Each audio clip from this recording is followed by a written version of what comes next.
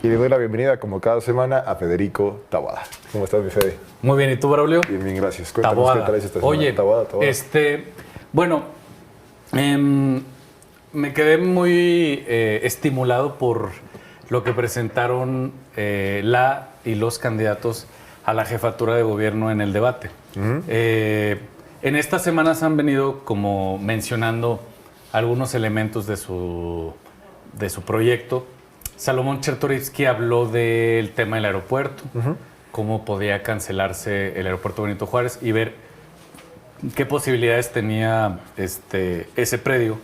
Y es un tema interesante porque ha habido una discusión en pues, distintos países, ciudades, donde los aeropuertos pues, son predios muy interesantes que quedaron en medio de la ciudad porque se planearon hace muchos años. ¿Y qué se puede hacer con ellos, no? Berlín es quien ha tenido pues, una discusión, digamos, ya de algunos años, porque en la última década han cerrado 2 aeropuertos.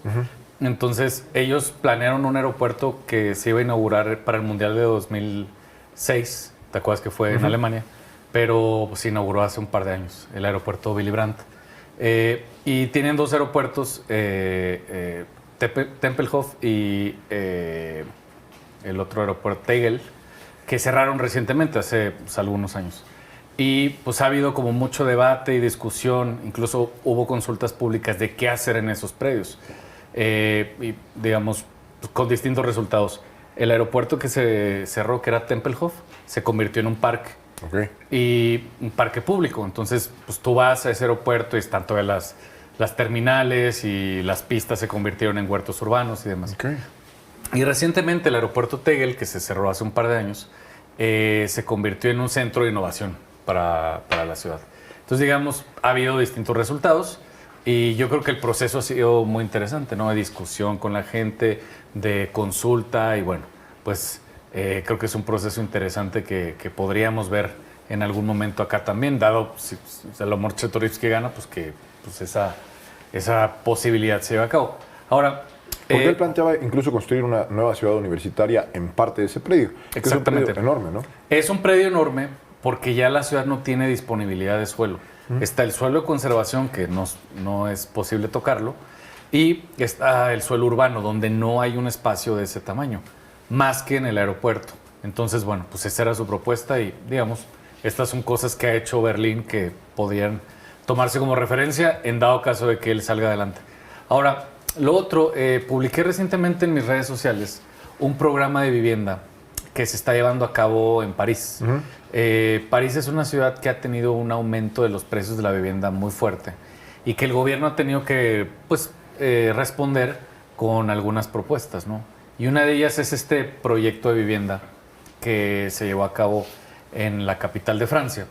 Este proyecto es un proyecto de vivienda social que obviamente tiene precios pues, mucho más baratos que la vivienda que está a costo de mercado, pero que además está muy bien ubicado. Y entonces, pues la gente que tiene escasos recursos, que tiene alguna discapacidad o alguna problemática, pues aplica este programa y sale seleccionado según sus condiciones para poder habitar una de estas viviendas. Pero a tal grado ha llegado que el precio que estas personas pagan por estas viviendas, pues llega a ser la mitad del precio de mercado o un poco menos, dependiendo del caso. Pero además hay una cuarta parte de la población de París que está viviendo en estas viviendas. Entonces, pues es una política de vivienda muy interesante porque permite garantizarle el acceso a la vivienda a pues, una gran parte de la población. Es la cuarta parte de la población de París, es muy grande. Y además hay una filosofía que a mí me gusta mucho y que me parece muy interesante, que es lo que quieren lograr con este programa es que la gente que hace funcionar la ciudad pueda vivir en la ciudad.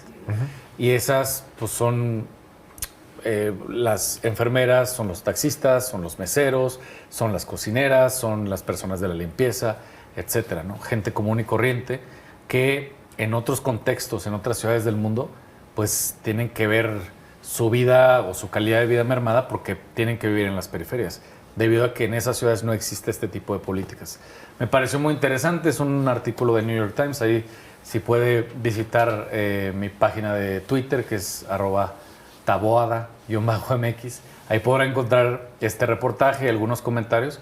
Y bueno, pues ver que pueden ser referencias para cosas que podemos hacer en distintos lugares de México. Federico, me llamó la atención esto que mencionabas de que esta vivienda social llega a costar la mitad que la vivienda que está en el mercado. ¿A qué se debe de eso? O sea, a que no tiene un fin pues meramente económico, de lucro. Está subsidiado, ¿a qué se debe? Ambas, bueno, primero es que es propiedad del gobierno. Entonces, esa vivienda que es propiedad del gobierno, pues no, el gobierno no tiene el fin de lucrar con ella, sino de más bien brindar oportunidades a quienes no pueden tenerlas, ¿no? Entonces, bueno, ese es número uno. Número dos, tiene un subsidio muy grande, y eso se paga con impuestos de todos. Los impuestos de todos para eso sirven, para subsidiar el transporte, subsidiar las tarifas del agua, menos los de Salinas Pliego porque no los pagan. Subsidiar los servicios de salud, y ellos han incluido la vivienda. Yo lo comento también porque es muy curioso cómo hemos percibido la vivienda en México. Por un lado, si no tenemos agua o si no hay agua en tu casa o en tu barrio, pues bueno, la gente toma las calles y el gobierno inmediatamente responde para que pueda tener agua a esa gente. Pero si no tienes vivienda, pues yo he visto muy pocas acciones sociales para exigir vivienda, lo cual es muy curioso, porque pues si no tienes vivienda, pues no tienes agua tampoco.